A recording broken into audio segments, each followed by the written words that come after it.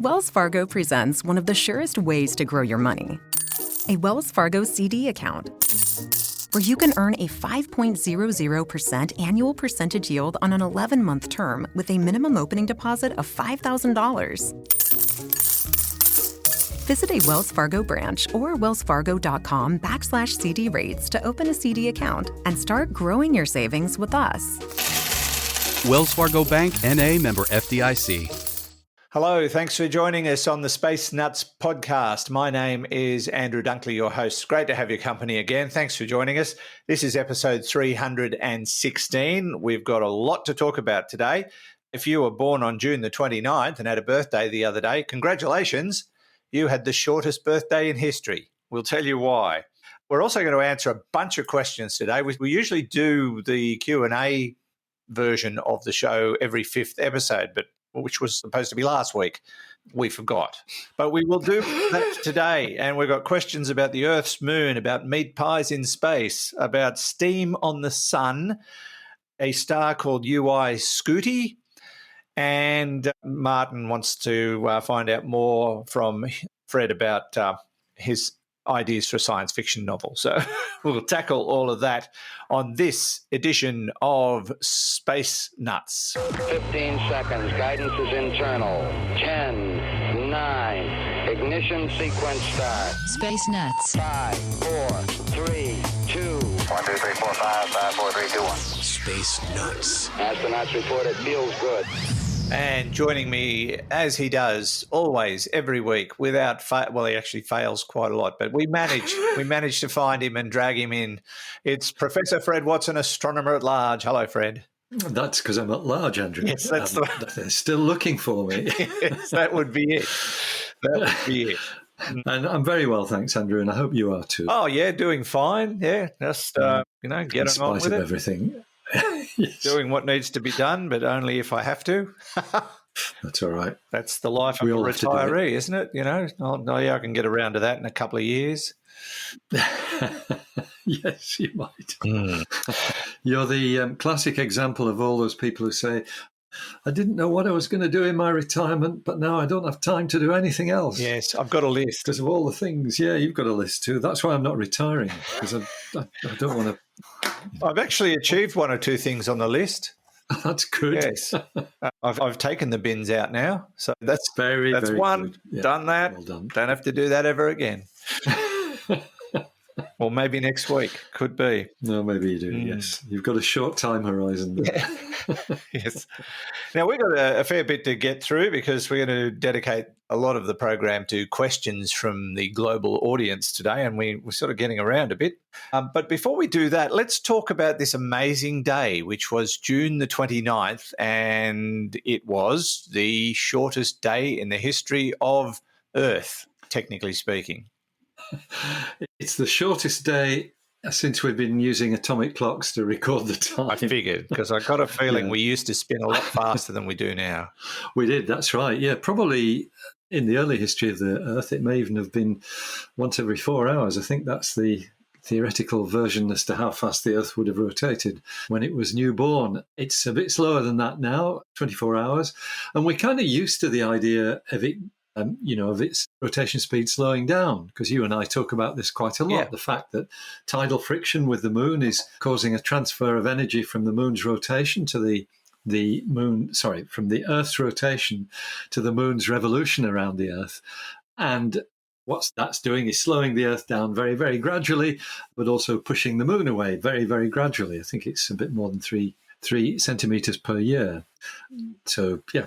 A bit more than an inch or thereabouts a year. Yeah, which doesn't sound much, but over the course of time, it adds up. That's right.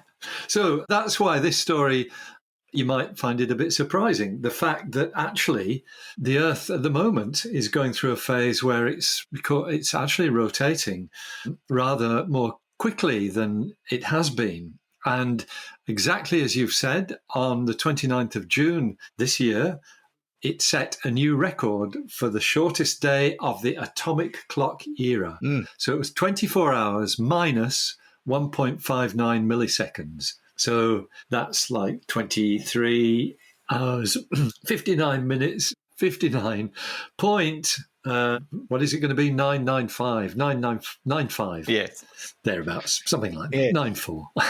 Which in simple terms means that if it was your birthday on the 29th of June, you got older just a bit faster than the rest of us. You did. No, That's we all right. got older faster, basically, but your birthday was shorter than everyone else's. Ha ha. Well, everybody else who wasn't born on the same day as you. The point here is what's causing it, Yes. Andrew. And I mean, as we've said, the long-term increase in the day length, which is about 2 milliseconds per day per century. So every century, the day gets about 2 milliseconds longer.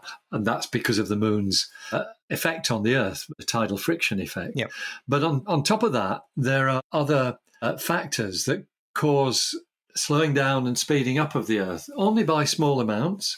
A lot of it is to do with the fact that the Earth is actually not a solid body. It's got a liquid core as well as a solid component to the core. It's got this thick mantle on top of the core, which is essentially a liquid rock. It's fairly viscous, but it's still liquid. And on top of that, the crust floats with the continents wandering around on top of the mantle. But all of those things suggest that the Earth is subject to, the sloshing around effects of some of these liquids. And that's before you start adding in the oceans, which themselves have an effect on the Earth's rotation, as does the atmosphere. So atmospheric winds and things of that kind all have an effect. And it's thought that what we're seeing is just a combination of these effects that is actually, over the last 3 years or so, in fact 4 years, it's meant the Earth is actually spinning slightly more quickly generally than it did, with dips every July or June or July thereabouts, which apparently are caused by atmospheric phenomena. And in fact, when you look at the details, you can see that each of the last 4 years has had a particularly short day, lowest point of this graph of how long the day is. Yeah. In 2019, it was July the 16th, and that was almost a millisecond shorter than normal. It was more than that on July the 19th, 2020. It was minus 1.47 milliseconds. On the shortest day in 2021, which was July the 9th, it was 1.46 milliseconds. But this year, on the 29th of June, it's minus 1.59 milliseconds. And so this has led to talk that we might have to introduce the opposite of a leap second, Andrew. Oh, add one. Yeah, well, yes. Well, you subtract one. Yeah, sorry. Because we have been adding leap seconds for a long, long time to keep the clocks on. That's right, since 1972. And I think there are 27 that have been put in that time, either on the 30th of June or the 31st of December. And what you do is at the end of the day, where you're clicking over from 23 hours, 59 minutes, 59 seconds to 0.00000, you actually click over to 60 seconds before you hit zero, and that adds an extra second. Right. And that's been done, as I've said, several times. But if you had to take one out, it would be called a drop second, because you drop it rather than leap forward. And that would take you straight from 59 minutes, 58 seconds to 0000 the following day. However, all that is a considerable debate, or the matter of considerable debate, because the IT industry and communications in general hate the idea of leap seconds because it tinkers around with all their computer systems. The computers run on atomic time. These leap seconds are put in to allow universal time, the sort of time as told by the sun, to keep up with atomic time. Yeah. And the danger is that somebody will make a mistake somewhere and an entire, the whole of face will collapse or something of that sort. And it's not impossible because it's actually happened before. A la the millennium bug. Yes, it's a bit like the millennium bug, but it happens at these odd times. And so the communications industry is dead set against the idea of leap seconds and reacts with horror at the idea of a drop second, of actually taking a second out. And so I think it may be the case. This has been going on for decades, this argument. But I think the might be misreading this, but my reading of what the industry is doing and how things are going, and the scientific community as well, is that in the end the communications people will win, and it will be seen as, better thing to do to ignore the leap seconds and just let solar time drift a little bit away from atomic time. Maybe you could have a leap minute, which you'd need to do every 70 years or so, in order to keep things on track. But it's I think the voices of reason in the communications industry are shouting louder than the voices of reason in the astronomical and scientific community. I don't know what they're worried about, Fred. I mean, in the history of humankind, we've never made a mistake. No, that's right. Never ever. I don't know why that's maybe brought just up once now or twice as a potential issue, but I think it's a great story. It makes for really good headlines and a little bit of fun on the radio, which I certainly had today at the expense of everybody born on June 29th. But it's and there's no way of knowing if this phenomenon will continue. No, that's correct. It is. It's rather unpredictable. There are things that people have pointed to, something called the Chandler Wobble, which itself is a sort of wandering of the pole. The Earth's North Pole wanders around on the icy surface by something like 8 or 9 meters. It's not very much, but that's a sort of periodic phenomenon. And people, it's due to just the mechanics of a rotating body, and in particular one that's not solid. So I think we just got to wait and see, really. We've got to see what the next year brings in June or July, when we can expect this minimum again, and see whether we break the record set in 2022. Yeah, it'd be interesting.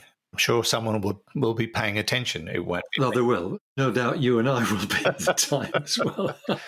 I have another theory, Fred. I think it all started on April the 6th, 1938, and I put the blame squarely on Roy J. Plunkett. Roy J. Plunkett caused all of this because he invented Teflon. There you go. So I think it's Teflon that's causing the Earth to spin faster. No, it could be. No friction. There you go. Slippery devil he is. Yeah, next thing you know, the moon will be coming towards us. Yes, well, that'll happen next. If we're going faster, it probably will. Yes. We'll reel it in. No, it's fascinating. Reel it in. Let's get stuck into some questions, Fred. And this first one comes from Doug in Miranda, which is one of the great suburbs of Sydney. And he says, my question is one I've had since I became interested in astronomy, which was only yesterday, way back in my high school days in the 1970s, and is in relation to the Earth's moon. I've noticed that the moon's elevation in the sky varies dramatically throughout each month. Sometimes you see it low in the sky, and then when it's at the same compass point on other days, it can be much higher up and near the zenith. I downloaded a year's worth of data for how high the moon is each day when it circumnavigates, crosses the meridian for my location in Sydney. Now, he said, I'll pause here for Fred to explain that to all of us. We'll just keep going and you can fill in the blank later.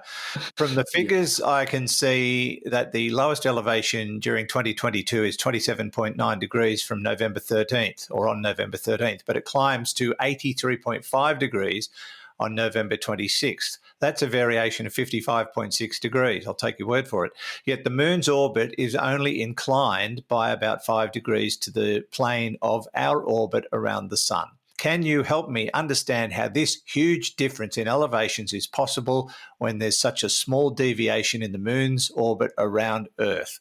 Thanks, and keep up the great work, Doug from Miranda. I love the question. Do you need to explain the meridian first? Oh, it's just so, yes, in our case, it's when celestial object passes due north. Of course, if you're in the southern hemisphere, it's due south, the meridian. Actually, the meridian goes right across the sky, but, we think of it. In terms of the moon, it's when it's crossing the due north point here in the southern hemisphere. And if I may ask, there are time meridians as well. Is that a different thing? Actually, a meridian a line of longitude, basically. That's, the way we think of it, but thinking of it on the sky. Because between here and Gunnedah, I think it is, or between somewhere around there, there's 150-degree meridian, isn't there? Exactly, that's right. You cross it just this side not far this side of Gunnedah. Yeah. Stop there for a cup of tea many times. Yeah. You have to bring your own tea, of course. But, that's true. And you think of, so the prime meridian, as it's called, is 0 longitude, and that goes through Greenwich in the south of England. That's called the prime meridian because it's that sort of line of longitude that is essentially 0. So you would have your own meridian up there in Dubbo, Andrew, which is a bit further west than 150. It'll be 152 or something. I'm going to look it up. 53. Check it out. Anyway, the meridian in the sky that Doug means is essentially, the north-south line.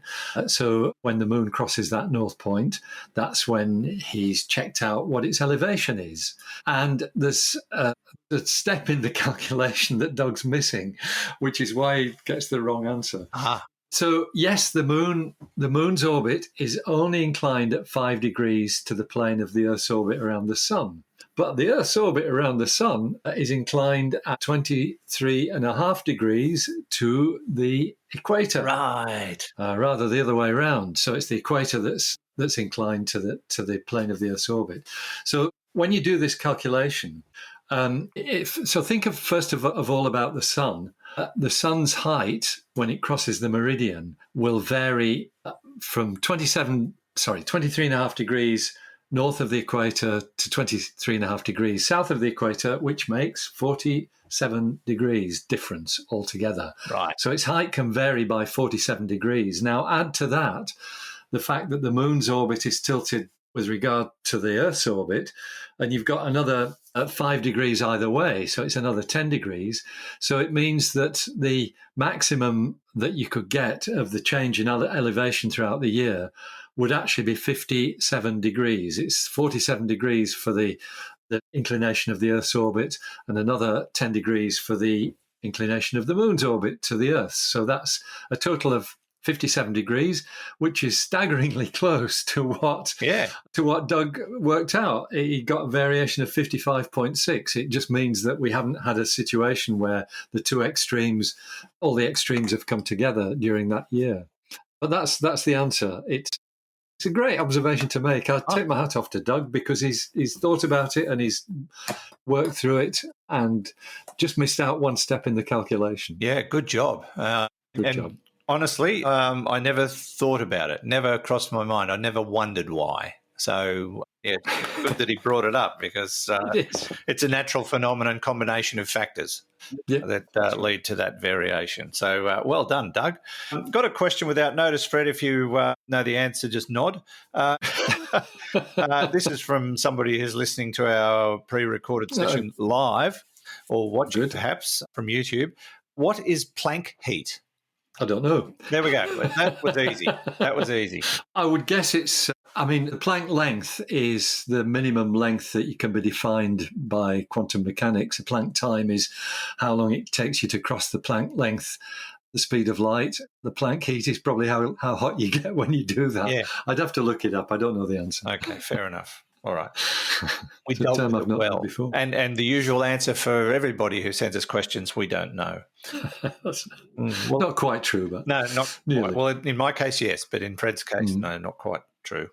We'll take a little break and be back soon with more questions. You are listening to or watching Space Nuts with Andrew Dunkley and Professor Fred Watson. Let me tell you a little bit about our sponsor, NordVPN. Now, I'm going to do this as I speak. So if I put the URL nordvpn.com/spacenuts into my search engine or into my browser and press enter, it will bring up a special offer for you as a Space Nuts listener. And it's an exclusive cybersecurity package that comes with all the other bells and whistles that NordVPN offers. Now, they've got great credentials. They've been highly recognised by some of the big names in media around the world, including BuzzFeed, Forbes, TEDx, Huffington Post, Wired, BBC. You'll see all that on their website. But what they aim to do first and foremost, and this is what they're famous for, is to protect your online activity. If you're not using VPN, you are leaving yourselves wide open for exploitation, whether that's from a hacker or just from an opportunist, and it can happen anywhere, especially in public Wi-Fi areas. But the deal also gets you so much more at the moment. So if you click on the grab the deal button, which I've just done, and keep in mind there's a 30-day money-back guarantee for from NordVPN if you're not happy. Now, they have several plans. They have a 2-year plan, a 1-year plan, or you can go month by month. But I would certainly recommend the 2-year plan because you get so much more bang for your buck. And there are different levels within each of those time frames. You can get the start package, the plus package, or the complete package. So it's up to you which way you go. But the higher you go, the bigger the saving. So 69% saving on the plan that gives you the complete package. So that's your high-speed VPN. Protection from malware. You get a tracker and ad blocker. Cross-platform password manager. They're really handy because so many passwords that you need these days and it's hard to remember them. This will do it for you. Data breach scanner and 1 terabyte of encrypted cloud storage. So check it out. It is a really great package available to you as a Space Nuts listener. Just put in the URL nordvpn.com/spacenuts. That's nordvpn.com/spacenuts. And then click on the grab the deal button and find the formula that works best for you. But NordVPN, the best in the business, and we're very proud to have them as our sponsor on Space Nuts. Oh, don't forget the code word Space Nuts to secure the deal. Now, back to the show. Zero G, and I feel fine. Space Nuts. Now, Fred, we continue to answer questions from the audience, but we got one just before the break about what is Planck heat, and you've found the answer. It only took you a few seconds. It did, yeah. So it's to do with the things that I mentioned, actually, the Planck length and the Planck time. The Planck temperature, and the number is 1.416784 times 10 to the 32, which means it's got 32 zeros after it, degrees Kelvin. This is a huge, huge temperature. Yeah. And it's the point is that at that temperature, if you had a hot body at that temperature, an object that was heated to that temperature, that the wavelength of the light that would be emitted by thermal radiation is the Planck length. And the Planck length is that smallest length that you can define thanks to quantum mechanics. So there you go. It's a very nice combination of those different bits of Planck there. Yeah. Of course, this is a Planck with a C and a K rather than just a K. Okay. See, I No, knew you'd both figure it out. CK. Knew you'd figure it out. And my little piece of homework, Dubbo, where I am, is at 148.6. Of course, yes. I On was the, going the wrong way. meridian, the longitude. Yeah. So I was going the wrong way. So we have to drive about 300k to get to the 150 degree meridian. That's taking you a degree and a half. Yeah. Wow. Actually, a lot of that is going north, though, because you go to Coonabarabra and more or less northwards and then turn east. Yeah, that's a good point. So it's probably more like 100k. Coonabarabra to Gunnedah is 100k. It is. Yeah. Okay. Now, let's get into the rest of our questions. And this one comes from Jem in Sydney, I think. Yes. I saw this on social media. I think it popped up on the Space Nuts podcast group. And it was a little bit of a meme. And Jem says there is a pic of a standard Australian meat pie sitting exposed in space in a tray outside the International Space Stations, which got me thinking, if I were to take a frozen pie and place it outside in space, would it be still frozen and cold inside because space is cold, or burning lava hot crisp inside because of exposure to unfiltered sun and UV radiation, etc.? And would it be edible? I need to know. If I can't have a nice hot crispy 4 and 20 and an ice cold VB in space, I ain't going. Jem. You ain't going anyway. There's not enough room up there anymore. It's an expression that Jem uses there that I'm not familiar with. What's that? Andrew? Because I wasn't born in your fair country. I was born somewhere else. What's a 4 and 20? It's a meat pie. 4 and 20? Why? It's a Why brand. is it called that? It's a brand name pie. A 4 brand. and 20. Okay, right. Yes. It's not 4. Oh, I suppose 4 and 20 blackbirds baked in a pie. That's probably where the company got its name from. Yeah. Yeah, 4 and 20. There you go. So there are several blackbirds. But they're more a prefabricated pie. There's another brand called Sargent's that we have in Australia, and there's Mrs. Max. They make meat pies, which are all pre-made in a factory, and you heat them up. But the real meat pies, the real ones, are the ones you get from the bakeries that they make every day. And Dubbo has more than once won the best meat pie in Australia competition. Yeah, I know the bakery in question. It's very good. Well worth a stop. Indeed it is. Passing through Dubbo. It's super popular. Yeah, it is. You can't park. That's the trouble. No, you've got nowhere to park. Anyway. But the question is, what happens to a meat pie outside of the International Space Station, basically? Yeah, the answer is depends which side of the space station you poke your meat pie out of. I knew that would be the answer. So let's move on to the next question. Yeah. No, but let's expand on that a bit. Let's knead the pastry on this one. Well, very nice. Knead the dough. I'm always kneading dough. I'm sure you are too. The meat pie on the side of the spacecraft that's not being illuminated by the sun would indeed actually not just stay frozen. It would get even more frozen than it was before because it's not receiving any radiant heat from the sky. Might feel a bit of heat from the space station itself, but that's because the space station is shiny. That's to protect, to stop heat transfer. Then it's going to stay cold. On the other side, it will start getting heat from the sun, and will sort of warm up quite quickly. A lot depends on the thermal conductivity of the pastry and the 4 and 20 that's inside it, whether they're blackbirds or not. But whether it'll warm right through, I think it's more likely. I mean, first of all, of course, it will lose all its moisture, so it'll be freeze dried effectively. Right. Even though it's having radiant heat put on it. So yes, I think you can forget about eating it. I think it will be very distasteful indeed. I can imagine. So on the dark side of the ISS, rock hard, cold, and just basically a satellite.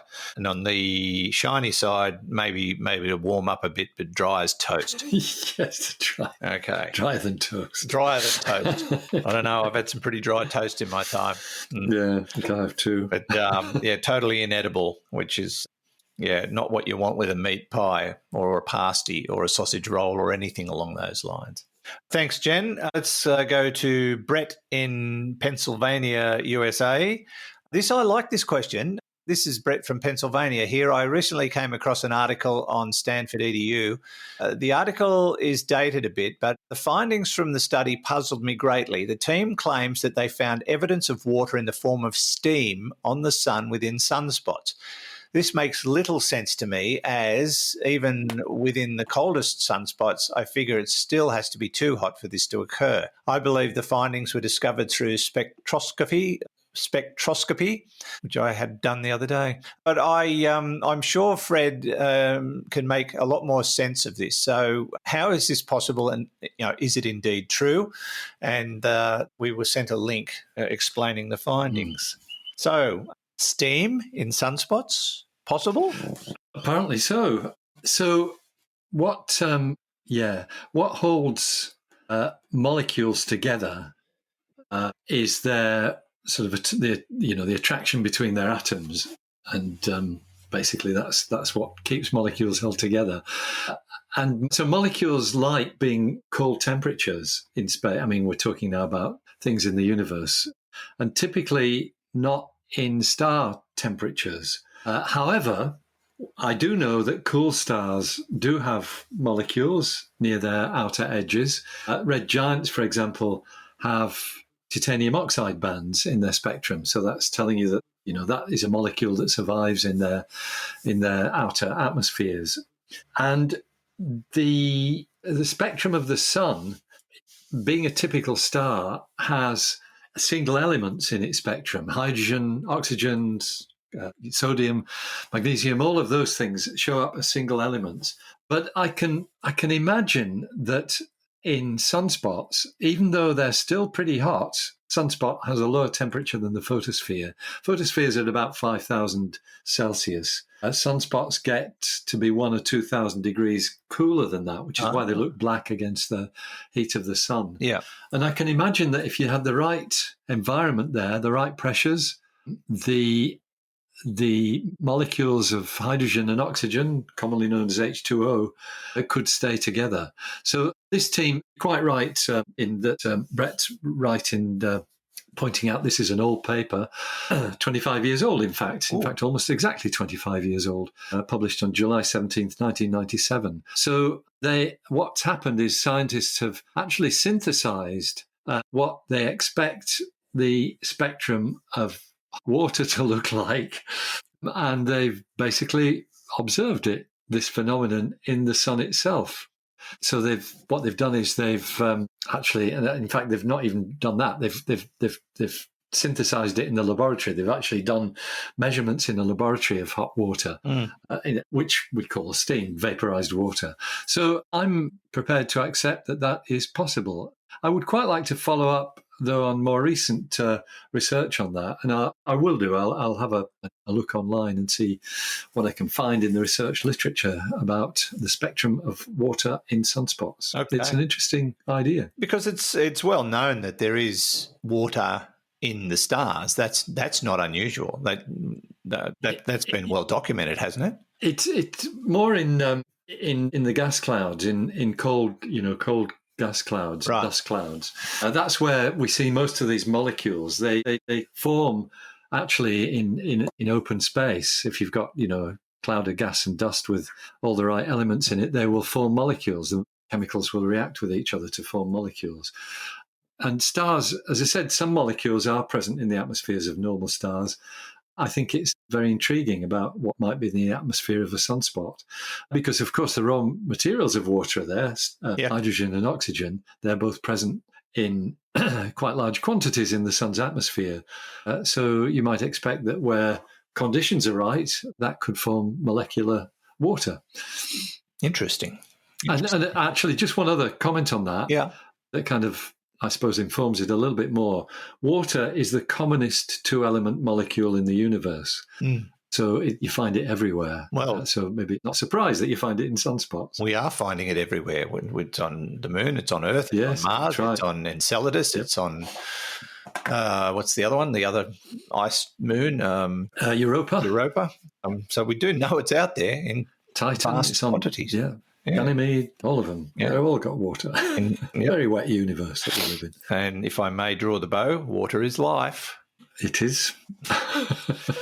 Okay, thank you, Brett. Lovely to hear from you. We are going to take another little break, and we'll be back with a couple of more questions here on Space Nuts with Professor Fred Watson and my good self, Andrew Dunkley. He's not good, I'm good. I'm very good. You're very good, yeah. Very good indeed. 3, 2, 1. Space Nuts. Okay, a couple of more questions, Fred, before we wind up this episode of Space Nuts. And this one comes from Tom, who is in Chicago, Illinois. Hello, Dr. Watson and Andrew. I'm fascinated by the largest observed star, UY Scuti. It is said to be 1,700 times the sun's radius and 5 billion times the volume of the sun. Now, my questions... I put an S on that. Did you hear that? My questions are, 1, how far from UY Scuti would Earth need to orbit to be in the habitable zone, similar to its own habitable zone around our sun? 2, how long would it take for the Earth to complete one orbit, or the length of a year? 3, would Earth's orbital speed increase? 4, what are additional changes that we would notice, such as the length of days, sunsets, sunrises, etc.? Thanks for your insights. Love the podcast. All the best, Tom from Chicago. Okay, where do you want to start? At the start? Yeah, let's start at the start. I don't know the answers to any of these. Okay, but, well, let's just stop there. Let's just think about, UY Scuti with 1,700 times or 1,700 times bigger than the Sun in terms of its diameter. So the Sun's about 1.3 million kilometers in diameter. So you're talking about roughly 1,700 million kilometers in diameter for more like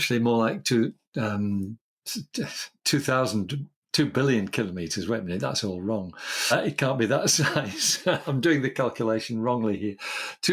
Basically 2,000 million kilometers. That sounds ridiculous. Yeah. It's the size of the orbit of Saturn. 1.5 billion kilometers. I'm not very good at mental arithmetic, but yeah. So you're talking about the habitable zone being probably about the same as where Neptune is now, or something like that, just hazarding a guess. Wow. For this large star, probably even further. How long would it take for the Earth to complete one orbit? About the same as what Neptune does. Yeah. What's that, 178 years, if I remember? That sounds familiar. Let me look it up. You have a look it up so you can correct me. That would be, so that's the length of its year. How long it? 165 years. Oh, there we're not too far off. The length of a year for a planet would be 165 years if it was out at Neptune's orbit. Of course, we've already established that the thing is inside the orbit of the Earth is inside the star, so we can forget about the Earth's orbit. Would Earth's orbital speed increase? You bet it would. Inside the star, it would do all kinds of weird things. And what are additional changes we'd notice, such as length of days, sunsets, sunrises, etc.? That's a fairly frivolous answer to what is clearly a serious question, Tom.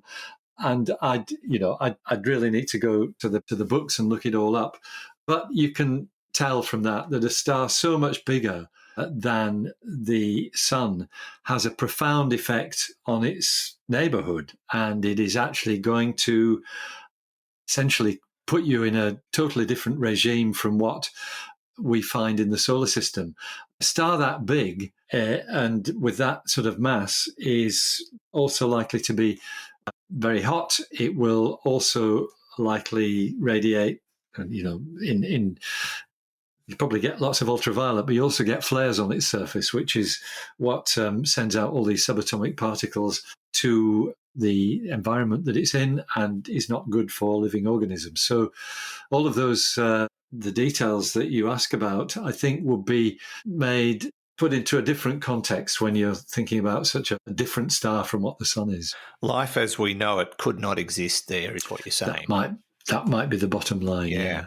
It's life, Jim, but not. Last week we talked about our Sun not being the best possible candidate for our planet to orbit, but this one, UY Scooty, definitely is not a preference to where we are now. No, it's not. Yes, that's right. We did talk about more desirable stars to orbit around, but this is not one of them. Yes, indeed. All right. Yeah, so substantial changes is the answer. Tom, living out near Neptune, that's a long way from everywhere. But it's just like being in Australia, really. Yeah, it is a bit. We're a long way from everywhere here. Now, one final question before we wrap it up this week, and it's an audio question from our second favourite science fiction novelist. Yes. And that is Martin from Potomac in the United States. Hello, Space Nuts. Martin Berman Gorvine here, writer extraordinaire in many genres, with a question for my latest science fiction novel project that I'm working on about a starship launched by an obnoxious billionaire named Eric Rusk. Quite unlikely, I know. So the idea is it's a hollowed-out asteroid. It's got a fusion engine, and it's going to gather fuel in interstellar space with a buzzard ramjet. It's going to accelerate at 1g until it reaches a cruising speed close to c, the speed of light, and then decelerate so it can get to its destination in the TRAPPIST system, which has Earth-like planets in it. So my questions are, how much turnaround time would be reasonable for building up to 1g acceleration, for cruising speed, and for slowing down deceleration of 1G?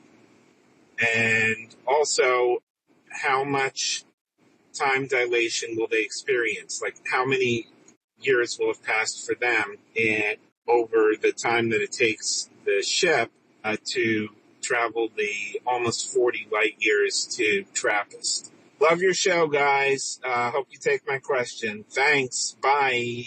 Oh, and I'm in Potomac, Maryland, USA. I already knew that. Thank you, Martin. Great to hear from you, and mesmerised by your capacity to churn out sci-fi novels. It's fantastic. So he's what was the name of the character? Rusk. Yeah, that's got a familiar ring to it. I wasn't going to go there. Neither am Eric I. Rusk. Eric Rusk. I don't know. Eric Rusk doesn't ring any bells at all. Now, so a couple of questions within that concept.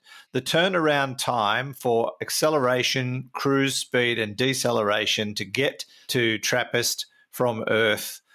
How do you calculate the allowances? This is accelerating to 1G and then whatever.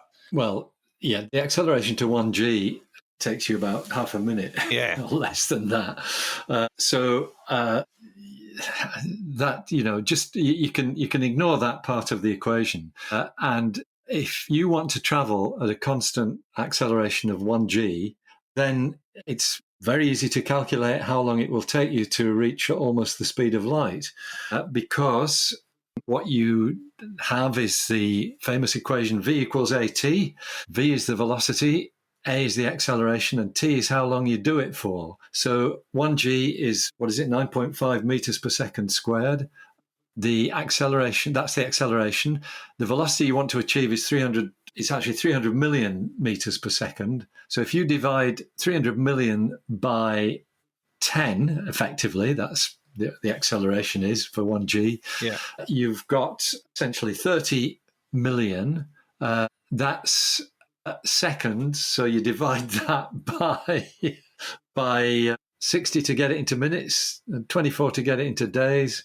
And you'll get a number that'll tell you how long it will take you to get to the speed of light with the 1G acceleration. It's not all that long, actually. Wait a minute, 30 million seconds? Oh, yeah, it is. It's quite a long time. But you can also work out, if you go into the TRAPPIST system, I can't remember its distance. Was it 50 light years? Something like 40, that. Wasn't it? I don't know. 40, yeah. You need to work that out as well so that you don't find that the acceleration is taking you too long. My guess is it's not. I think you're going to have quite a nice time. 21 years to reach light speed. 21 years to reach light speed. There you go. Yeah. Thank you, Andrew. Thank you. That's a nice thing to remember, that 30 million seconds, you would pass that mark at the age of 21. That's assuming I did it right. Yeah, assuming you did it right. Well, I hope you have done. I'm sure you have. No, probably as well. not. I'm too busy talking to you. Anyway, I think any science fiction writer worth their salt ought to be able to calculate these things. So get on with it, Martin. Yeah. Or just make it up like I do. I'll make it up like Andrew does. I was going to say, Andrew has never come to me with a question like that, so I assume everything in your books is totally made just up. rubbish. Rubbish, yes. No, it's great stuff. I love the idea of traveling towards the speed of light and doing it in style. Yes, indeed. Yeah. I've heard theories about long-haul interstellar travel, and they reckon it'll be like a generational type of thing, with potential for the technology we could create. If we ever did embark on a journey like that, you'd probably have to have a few generations of people live their lives certainly in space before they reach their destination. Yeah, certainly in terms of conventional rocket travel, it's, if you imagine New Horizons heading off to Proxima Centauri rather than Pluto at the speed that it set off at, it will be 60 to 100,000 years before it got there. So you're talking about not just generations, you're talking about mega generations. So you've got to find a way of accelerating spacecraft to higher speeds than that if you're going to make any sense of interstellar travel. And actually, it's a nice idea to have a spacecraft continuously accelerating at 1G, because you've provided yourself with an environment that's exactly what we've got on Earth, at least gravitationally. Yeah. Acceleration and gravity being equivalent, as Einstein noted in 1907. What your problem is the energy to do that. That's where it gets tricky, which is why we're thinking about light sails and things of that sort. Yes. Well, to reach light speed, didn't we say that you'd have to use more than the energy that exists in the universe? Was that it? Oh, that's right. So you never get to the speed of light because you need infinite energy. Yes. So just make it up, Martin. Make it up, yeah. Just pretend. Yeah. No, great question, though. Thanks for sending it in. Lovely to hear from you again. That's where we're going to wrap it up, Fred. Of course, we're actually a bit short of questions at the moment. So please jump on our website and send us some questions. We've got a few stragglers that we haven't got to yet, but the barrel is basically empty. So if you say, hang on a minute, I sent in questions you haven't answered, chances are we answered them for someone else. So it's not like we ignored you. We don't ignore anybody. We read and listen to them all. But sometimes people ask the same questions as someone else. So we only answer one of them. The week after we've asked. Answered. A couple we answered last week came up this week. Yeah. So funny how that happens. But yes, go to our website, spacenuts.podcast.com or spacenuts.io. You can ask questions via the AMA tab or the send us your audio question button on the right-hand side. Would love to hear from you. In the meantime, please keep the reviews coming through on your favourite podcast platform, whether that is YouTube or iHeartRadio or Google Podcasts or Apple Podcasts or wherever you listen to us. Please leave us your reviews. They are greatly appreciated and they help grow the family. Don't forget social media. We're everywhere there. And you can talk to each other through the Facebook podcast group. Space Nuts podcast group on Facebook is what I'm trying to say, because that's where you can meet each other and chat to each other and share your photos of things you've seen in space from your own backyard. It's a really great group and ever growing. Fred, thanks so much. Great to have you with us yet again. Thanks for answering all those questions. It's a pleasure. I've just remembered a couple of Martins that we didn't get to about time dilation, but never mind. She'll be right. We'll do time dilation another day. Yeah, you'll certainly have it. You'll have your time dilation. Yes. Well, that's because we would have answered it, except there was a time dilation issue. Yeah. In fact, there was with your recording last week, wasn't there? It was a terrible time last week. Yeah. That's the way it goes sometimes. All right, Fred, thanks very much. We'll catch you next time. Sounds great. Thanks, Andrew. Take care. Professor Fred Watson, astronomer at large, with me every week here on Space Nuts. And thanks to Hugh in the studio for getting another couple of packets of blue tack to put it all together.